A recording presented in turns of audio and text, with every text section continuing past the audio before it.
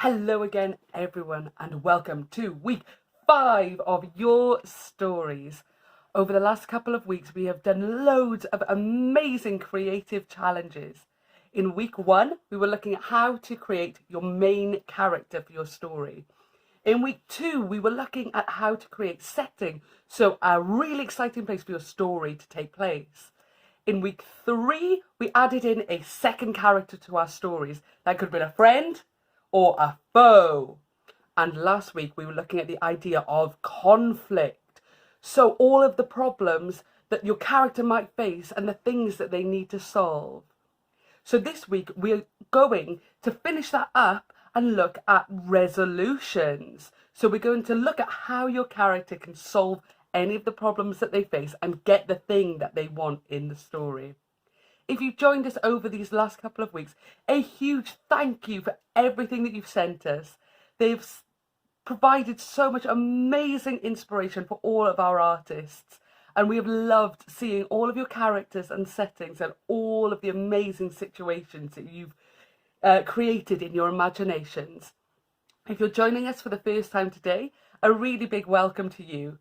You can join us just for today and have some fun, or you can look back on the Facebook page or the National Literacy Trust website to see everything that we've done before and see what activities might interest you.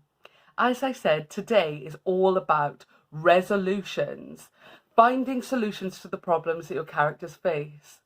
How do we find the resolution? It can be really hard to come up with ideas to solve your problems. So, to help us along the way, we need to create lots of suggestions to solve these problems. So, we're going to play a little game in a moment. I'm going to make a couple of suggestions about some games or activities that we could do right now. But I want you to answer every single one with a big, huge no. That might seem a little bit strange to you, but try it out because it's a kind of experiment to see how we feel. So, suggestion number 1. Let's go swimming. No. Okay. Let's run around in a circle really, really fast. No. Okay. Let's sing a song together. No. Oh, okay then. How does it feel when you say no to all of the suggestions? It feels quite strange, doesn't it? And it means that nothing changes. So we get stuck just doing nothing. And it's the exact same in your stories. If you keep saying no to yourself for all of your suggestions, then you don't move forward and the problems don't get solved. So sometimes you need to try some things out just to see what happens next. This time when I make some suggestions, I want you to say a big, huge yes! And then we'll do the thing together and see what difference that makes. Okay, suggestion number 1. Let's stick out our tongues. Yeah! Let's jump up and down. Yeah! Oh, brilliant. Okay, this time let's do a dance. Yeah! Great! Do, do, do, do, do, do, do. Ha! Didn't that feel so much better? Being really active and involved. And the more ideas you come up with, then your brain starts creating loads of possibilities. So when you are thinking of ways to get out of the problem in the story, you can just try them out. It doesn't matter if it doesn't work and you don't like it later. It's about creating lots and lots and lots of ideas so that you can pick your best one and your favourite one. And you can play this game in your house as well with other people. So you could take it in turns to make suggestions and try out the different activities that you suggest. You could just do it with your characters. So one of your characters makes a suggestion, then the other one says, yes, let's. And then they move forward in the story. When you get really, really good, the suggestions can all link together. And maybe you might end up step by step creating a brand new dance routine or the instructions to make a really, really delicious cake. As an example, in your stories, your characters might find a magic box, but they don't know how to open it. So your first character might say, let's pick up the box. If character 2 says, no, then again, nothing changes. They don't move forward in the story. But if character 1 says, I really think we should pick up the box, and then character 2 says, yeah, okay, then they've moved forward. They now have the box in their hands. Then character 1 might suggest, let's use the magic key that we found earlier to open the box. Again, if character 2 says, no, then nothing changes. Nothing moves forward in the story. But if character 2 says, yeah, let's use the magic key, that's a really brilliant idea, they might try the key on the box. And even if it doesn't work, at least they have tried out one of the options available to them.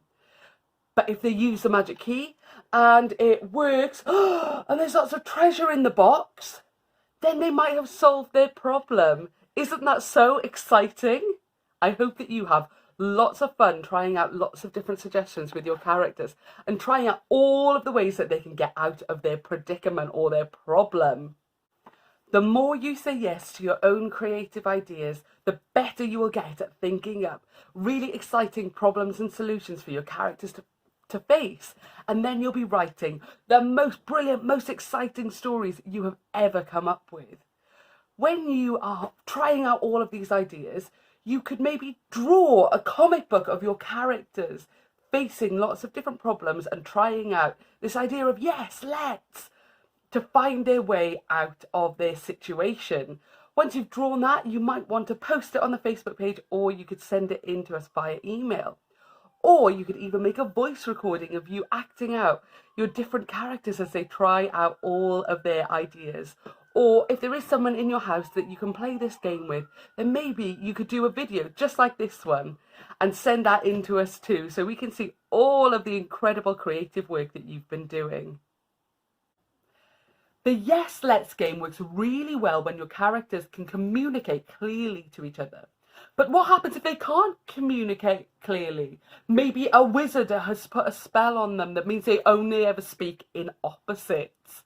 They would have to find a new way to communicate their ideas and offer their suggestions to solve the conflict. In a moment, I want you to imagine that I am an alien. I can't speak any human languages that we have on Earth, but luckily for us, you can speak the alien language, so you can translate what I'm trying to say to everyone else.